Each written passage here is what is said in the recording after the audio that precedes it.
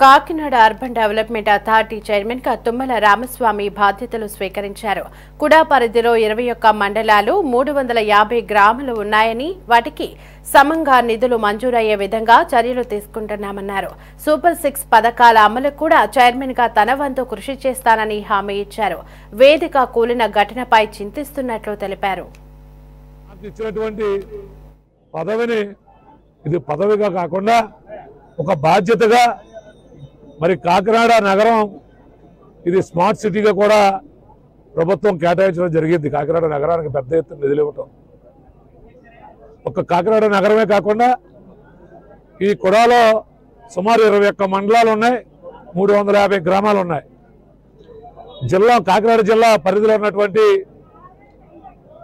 Area కాకుండా అటు తాళరావు మండలం కానీ కాజులూరు మండలంలో అలాగే పెదపూడి మండలం కూడా ఈ కుడా పరిధిలో ఉండటం జరిగింది.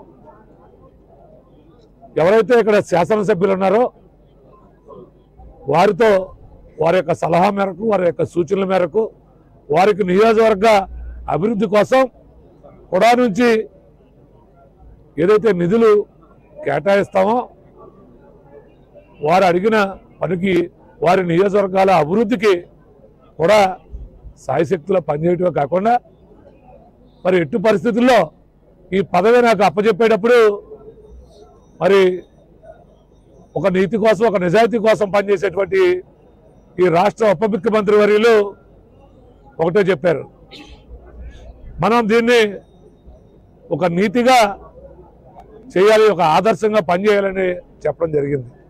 ఏదైతే పవన్ కళ్యాణ్ గారు ఈ రాష్ట్రంలో ఒక నీతి కోసం ఒక నిజాయితీ కోసం మరి పనిచేస్తూ ఉన్నారో వారి యొక్క అడుగుజాడల్లో వారి యొక్క సిద్ధాంతాన్ని నమ్మేటువంటి ఒక జన సైనికుడిగా అదే రీతిలో నేను కూడా పనిచేస్తానని మీ అందరి సమక్షంలో ఈరోజు తెలియజేస్తా ఉన్నా.